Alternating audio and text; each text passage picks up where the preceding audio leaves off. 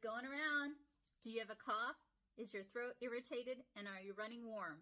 Let me give you 3 acupressure points to help you out along with your doctor's recommendations. For that cough, we are going to massage the chest. Do this for a minimum of 3 minutes, but do it as long as you would like. It can bring you great comfort. Next, for that cough and that throat irritation, take the palm of your hand and grab your neck and gently massage it. Do it as long as you want, but a minimum of 3 minutes. This is a great technique that you can do if you're having trouble sleeping with coughing.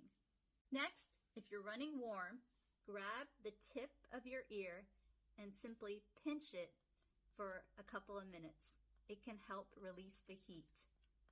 Keep these 3 tips in mind.